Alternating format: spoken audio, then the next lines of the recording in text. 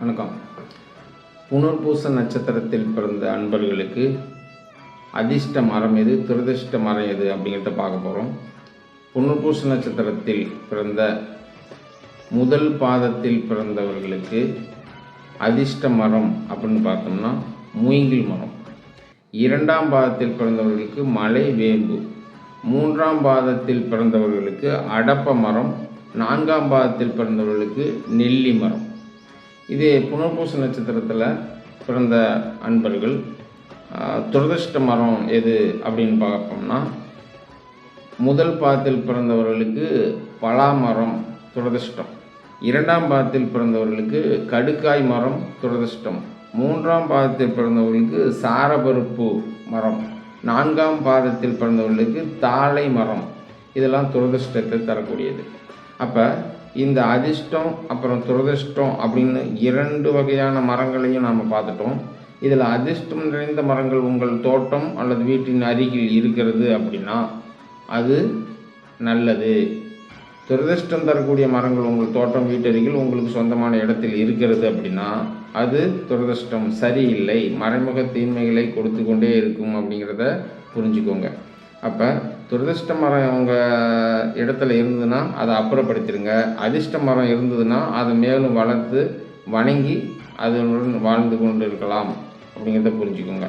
அதாவது வாழ்ந்து கொள்ளணும்னா அந்த நிழலில் தங்கி இருக்கிறது, அந்த மரத்துக்கு பாதுகாப்பு பண்ணுறது, அந்த மரத்துக்கு தண்ணீர் விட்டு நல்லா வளர்த்து பார்த்துக்கிறது, இதெல்லாம் சொல்கிறதா அர்த்தம்னு புரிஞ்சுக்கோங்க. அந்த துரதிர்ஷ்ட மரத்தை இருந்துன்னா எடுத்துகிட்டு உங்களுடைய அதிர்ஷ்ட மரம் எதுன்னு சொன்னமோ அந்த மரத்தை உங்கள் தோட்டத்தில் நீங்கள் வச்சுக்கலாம். அதே மாதிரி இந்த மரத்தை எப்போங்க சார் வைக்கிறது? இந்த மரக்கண்ணை ஒரு துரதிர்ஷ்ட மரம் இருக்குது கண்டுபிடிச்சிட்டு எடுத்துட்டோம். இல்லை துரதிர்ஷ்ட மரமும் இல்லை அதிர்ஷ்ட மரமும் இல்லை, ஆனால் எங்களுடைய அதிர்ஷ்ட மரம் ஒன்று எங்கள் தோட்டத்தில் ஒன்று வைக்கலான் இருக்கிறோம். அது எப்போ வைக்கிறது? அதுக்கு ஏதாவது 4 நட்சத்திரம் இருக்கா அப்படின்னா ஆம். உங்களுடைய செம்ம நட்சத்திரமான புனர்பூச நட்சத்திரத்தை அன்னைக்கு தான் அந்த மரத்தை வைக்கணும். உங்களுடைய நட்சத்திரத்துக்கு முதல் நட்சத்திரமான திருவாதிரை நட்சத்திரத்தை அன்னைக்கு நீங்கள் நவதானியங்களை ஊற வச்சுடுங்க உங்கள் வீட்டில். அடுத்த நாள் அந்த புனர்பூச நட்சத்திரம் வர அன்னைக்கு அந்த மரம் வைக்கக்கூடிய இடத்த தேர்வு செஞ்சு வச்சுருப்பீங்கள, அந்த இடத்துல ஒரு குழி எடுத்து இந்த ஊரில் நவதானியங்களை எடுத்து அங்கே உள்ளே வச்சு அதுக்கு மேலே அந்த மரக்கண்ணை உங்கள் கையாலேயே வச்சு அதுக்கப்புறம் மண்ணை தள்ளி விட்டு அந்த ஊர்ன நீரை உங்கள் கையாலேயே அந்த செடிக்கு ஊற்றிடணும்.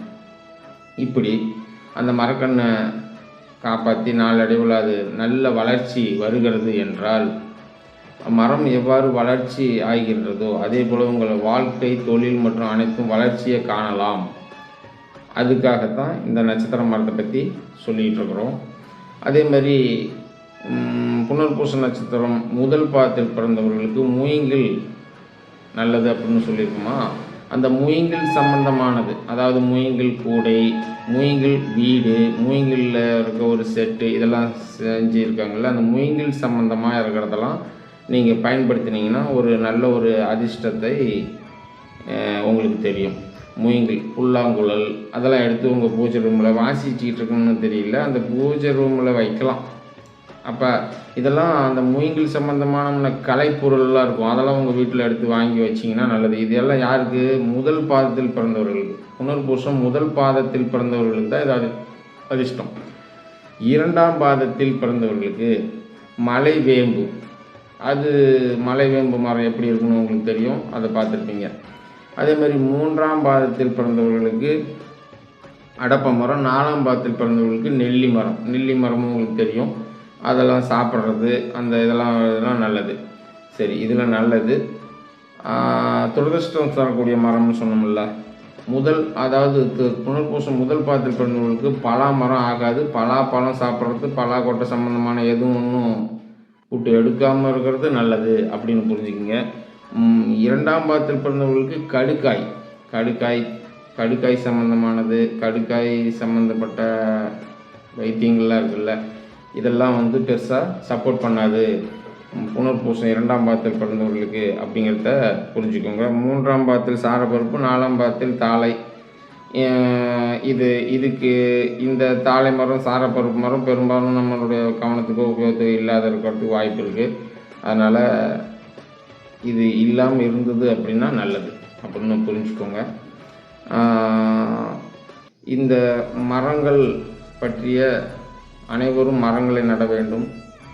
அவரவருடைய நட்சத்திர மரங்களையே அதை நட்டுட்டா இன்னும் நல்லது அப்படிங்கிறதுக்கோசரம் இந்த சிறப்பு தொகுப்பாக அந்த மரங்களை பற்றிய நாங்கள் இந்த வீடியோவில் உங்கள்கிட்ட பகிர்ந்துக்கிட்டு இருக்கிறோம்.